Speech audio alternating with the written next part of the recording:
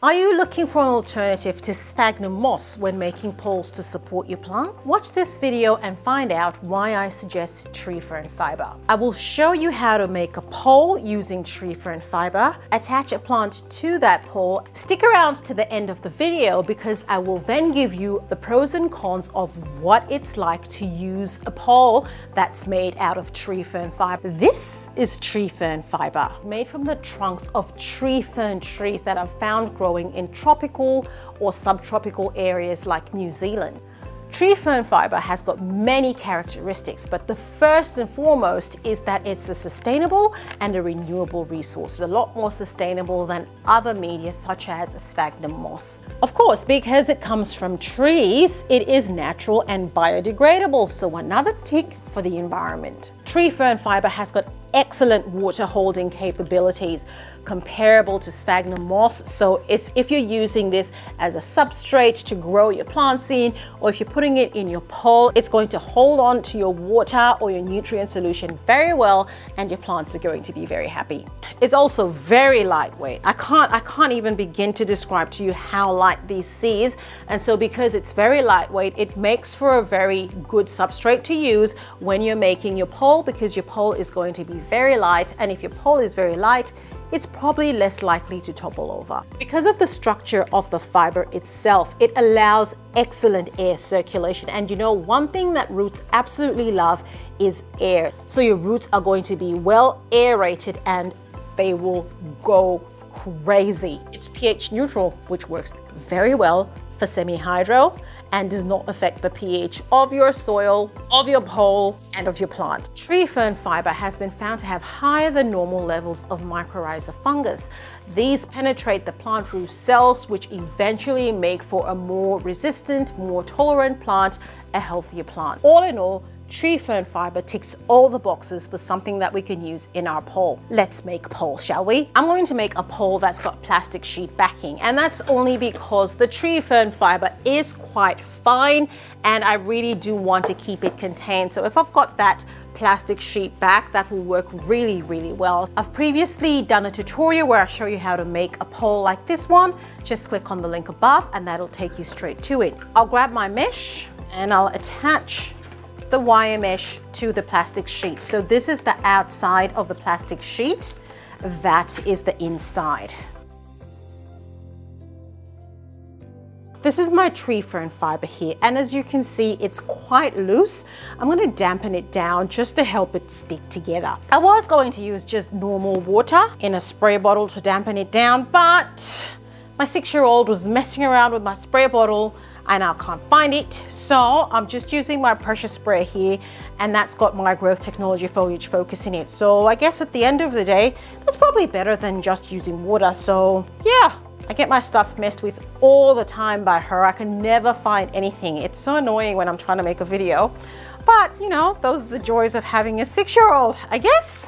So I'll just dampen that down a little bit more. You don't really want it dripping and soaking wet. That's what that looks like after my spray. And to be honest, this is one of the things that I'm really worried about making a pole with tree fern fibre. It's quite loose and I'm really scared that I'm gonna have the fibre everywhere and not contained in my pole. But you know, you don't know until you try something. So away we go. And I'm just packing, I'm gonna get that out of your way. Let's do that. I'll pack my fibre in my pole. I will have a lot of loose fibre hanging about, so you want to make sure that you're making this pole on a nice surface that will enable you to pick up the excess fibre and use it again. So I'm not making a very thick pole. The good thing about this though is, you know, once the plant starts to grow inside the pole, the roots are going to basically make this into a big ball. So it's not going to be as loose as it is right now. It's eventually actually going to become one big mass without it going everywhere. So I think anyway, because obviously I've never made a pole with tree fern fibre before. So everything I'm saying, I'm just blabbing. You'll have to stick around to the end of the video to see what actually happens. So I've got my cable ties here and I'm now just gently going to close that pole and enclose the tree fern fiber within the pole.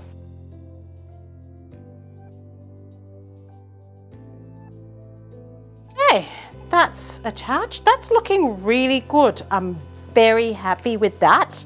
Now, this is the bottom of the pole, and I'm just going to close that off with my wire mesh, and that's why one of the reasons why I had that wire mesh hanging there, and that'll just make sure that not too much of that tree fern fiber is going into my substrate. I'll use a cable tie to secure the wire mesh to the plastic sheet back.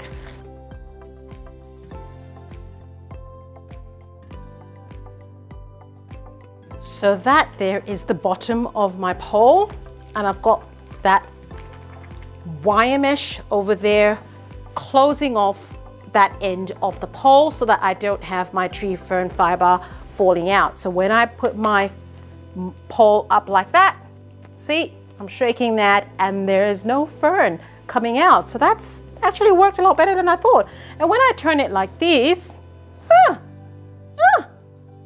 that's good. That's really good. I thought it would all just come out through the holes of the wire mesh. I really like this, and also I really love the color. The color is really nice.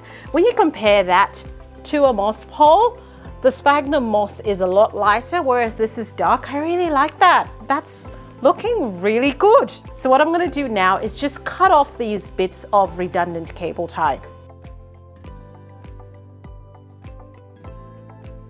That's my beautiful pole. It looks really good. This is my Epipremnum Shangri-La. It's starting to get some area roots, and it's time to put it up on a pole so it can start to climb. I'm going to use a 14 centimeter pot for that. I'm going to attach a metal rod to the back of my pole, and that's just so I can provide stability to the pole, but also so that when I'm extending this pole, when the plant gets bigger, I've got something with which to attach my bigger metal rod to the pole. This is how I want to arrange my pole. I need to make sure that none of the tree fern portion of this pole is inside the nursery pot. So I position it like this, and I know that this is where I need to attach my pole to the metal rod, and I then simply just use my cable tie to attach my pole.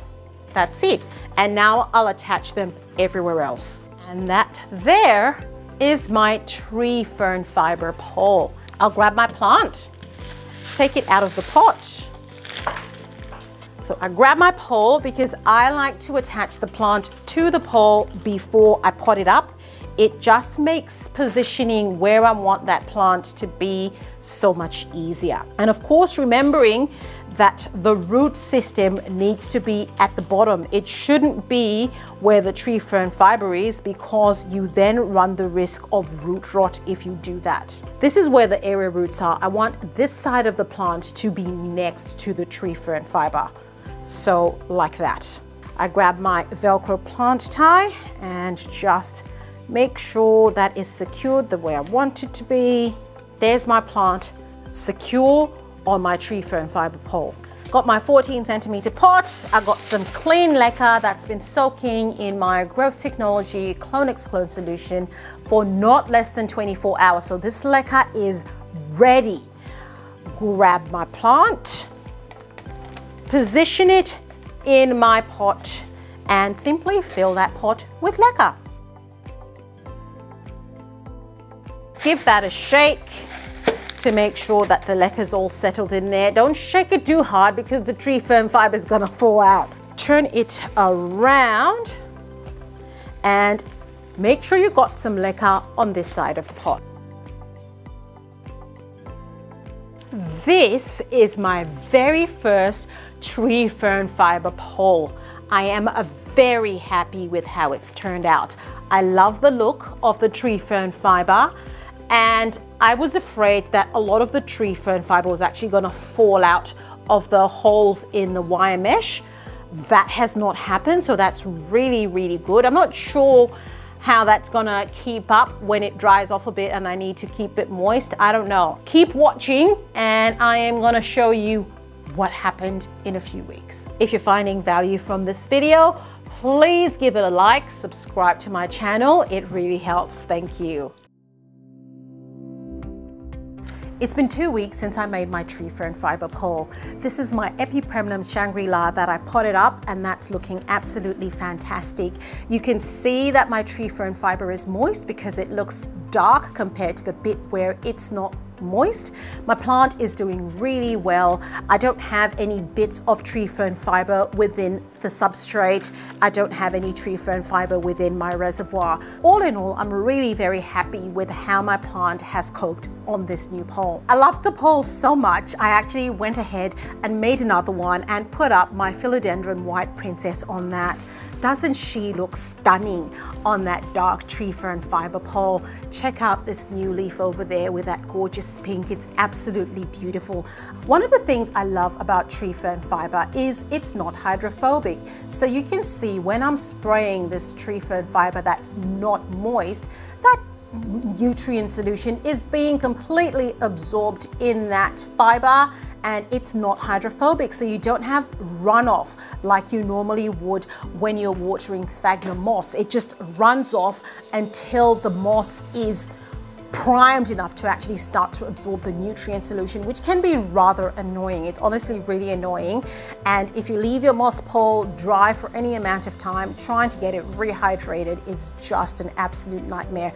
That doesn't happen with tree fern fibre. It absorbs that so beautifully, and that works really well. So all in all, I think dipping my toe into tree fern fibre has been an absolute smashing success. Going forward, I probably will be making my poles from tree fern fibre. Yes, tree fern fibre is slightly more expensive than sphagnum moss. That is true. And it's not as readily available as sphagnum moss. I could only buy this online, but I'm sure as use increases, that is going to change. Would cost be a deal breaker for me? Probably not, because I think the advantages of using tree fern fibre outweigh the marginal price difference between sphagnum moss and tree fern fibre. Of course, one of the other disadvantages is tree fern fibre is quite loose, and if you leave it to be a bit dry and the roots haven't yet grown into the pole, you would have flakes of tree fern coming off. So if I do that, you can see that the tree fern has come off. But you know, I mean, if you're not banging into your pole, that really shouldn't be an issue, and it doesn't really happen when the pole is moist. So again, something to be aware of. If it really ticks you off, then probably tree fern fibre would not be for you. Going forward, tree fern fibre it is for me. So my Philodendron White Princess and I definitely recommend that you try out tree fern fibre in your poles. You might just love it. And if you are going to use tree fern fibre, I highly recommend that you use a plastic sheet back, because that contains the tree fern fibre really well, but it also makes sure that your fibre stays moist for longer. Watch this next video where I show you how to make your very own DIY plastic sheet back. That's a lot cheaper than buying a pre-made kit. I'll see you there.